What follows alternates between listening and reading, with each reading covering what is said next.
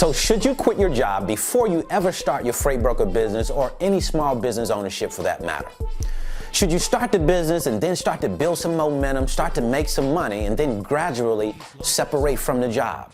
Or should you start out with the end in mind, saying to yourself that I'm only going to have this job long enough for me to meet certain prerequisites that I've set for this business, and once it meets those prereqs, then I'm out of here. I'm going to leave that job and give all of my time, energy, and effort to building my business. I, for one, wish for you that that decision comes a whole lot sooner than later. I hope that you have that decision on your plate to make very, very soon. That's a wonderful decision to have to make, to say, hey, you know what? Now is the time. I deem it's my time right now to go ahead and quit my job and give all of my time to my business. Now, of course, you probably would have seen something to give you the inclination to say it's okay to quit your job. Surely you would have seen something. You wouldn't just go out and probably just say willy-nilly, I'm just going to quit my job. So when you see that, when you see certain indications that say to you, hey, it's now is the best time, you will have to execute. You will have to make a decision. What I'm going to do in this video today is I'm going to walk you through what it is that I did when I was starting my business, why I decided to start a business without a job, and then kind of how I maintained, how I kept my business going, how I was able to weather the storm the first 12 months of business, because it's not easy. It's not going to be something that when you come into it, everything just goes as you expect it to go. You're going to have some rough patches. You're going to have some bumps in the road, and you're going to have to maintain during those times. So that's what I'm going to talk about today in this video. So come on inside, sit back, relax, and let's get down into the business. All right, so let's make this make sense. Most people don't start a business just so that they can start a second job. What most people are trying to do is to get rid of the job, to free up their time so they can have more time to do what it is that they want to do, more time to work on the things that are important to them. So we're not trying to get an extra job. So the idea, if you already have a job, is to be able to get rid of that job and give all of your time to the business. But there's a way of doing that. You have to have a plan, I believe, in order for that to work out the very best that it can work out. I think it's very important to start off by saying, okay, what is it that I am going to need? For me, that's food, shelter, and clothing. And how much is that going to cost me? Well, I need enough money on hand for a 12-month period of time, because usually that's the rough period. That's when we're not making any money.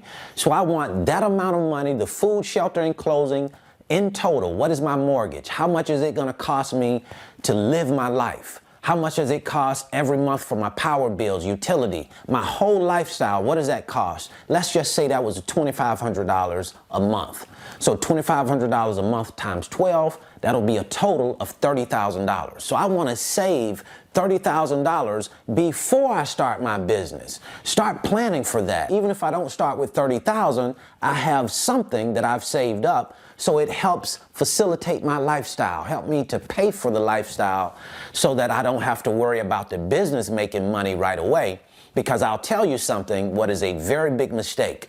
When people go into business and they are expecting right away that the business will help them pay their mortgage, help them pay their bills, that's a big mistake. Because oftentimes the business is not making money even enough to pay its own bills, let alone having to pay all of your bills as well, your household bills. So you want to have that taken care of already so that you don't put that pressure on yourself in the business to start making money right away.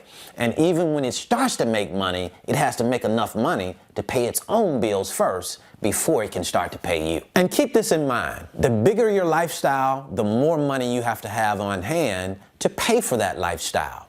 So we're wanting to keep 12 months on hand of expenses. So if we only have $2,000 or $2,500 a month, we're in that $24,000 to $30,000 range. But when we have $5,000 and $6,000 a month lifestyles, then you're going to increase to a lot more money. So the idea is to start cutting the fat. The things that you don't need, you want to start to get rid of those bills. Start to pay off those things while you still have a job right now, if you plan to quit the job at some point.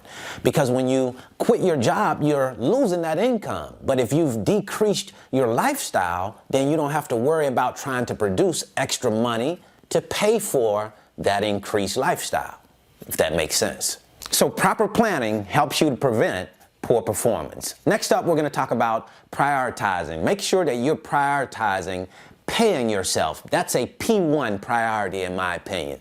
Too often business owners don't make it a priority to pay themselves. They never say, I want to pay myself X amount of dollars. I am going to start paying myself on this date. So when you don't make paying yourself a priority, then it doesn't become a priority and it continues to get put off. You are still paying other things, paying the other things that need to be paid for, but you're not paying yourself. Now that money is not going to magically appear out of nowhere. That's why it's so important to plan for it, to make you a priority. Because when you put yourself as someone that has to be paid, just like your creditors have to be paid, then you go in and you be creative in your mind and you find ways to pay yourself. You move more load so that you can pay yourself. You come up with additional ways to produce money through your business so that you can pay yourself. And at the end of the day, you must pay yourself a salary. That's the name of the game in business, is for you, the business owner, to get paid. Because if you don't,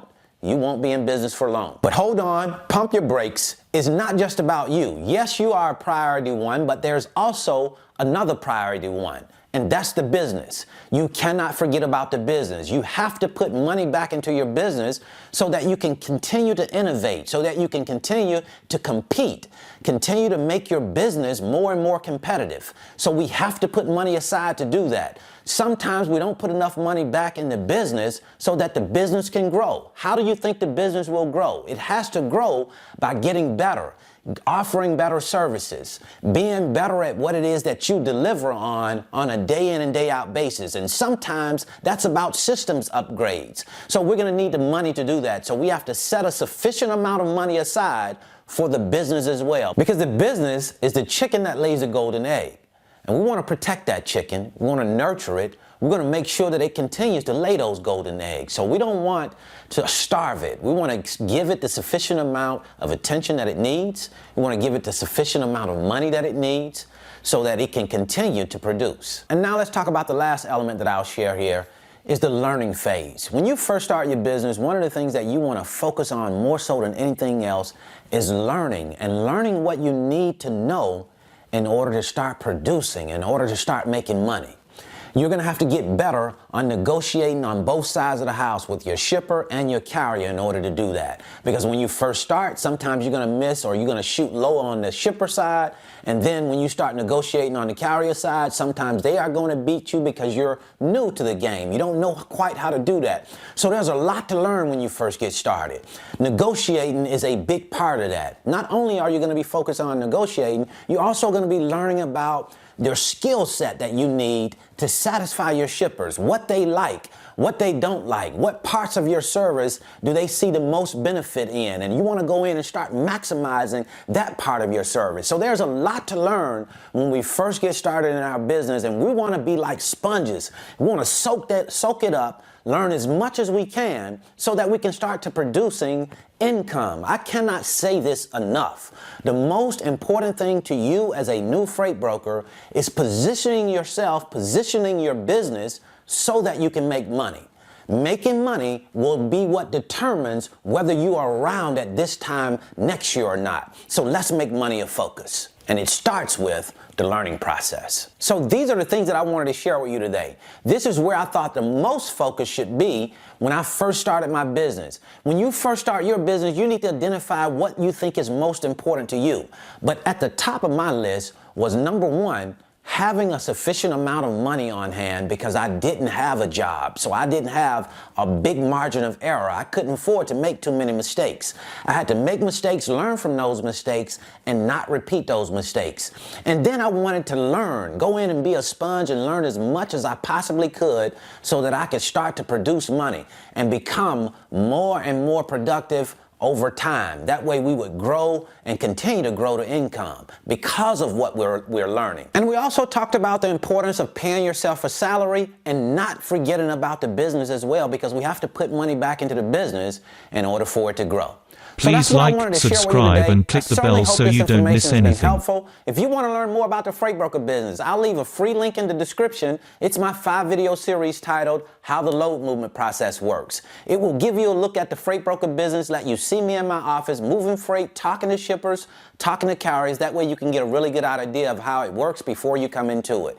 And then if you want to know more about the load boards, how we use load boards to go out and search for trucks, post our loads, and as a rate sourcing tool, I'll leave a free video right here. And also, don't forget about this. If you want these type of shirts, if you have the courage to wear a Future Millionaire or Millionaires Think Different shirt, now you can take advantage of that and get those shirts right at the bottom of my videos. So we have these hoodies at the bottom of the video. Check it out. Make sure you get yours. So until the next time, I wish you the very best in your life and business. See you at the top, because the bottom is much too crowded.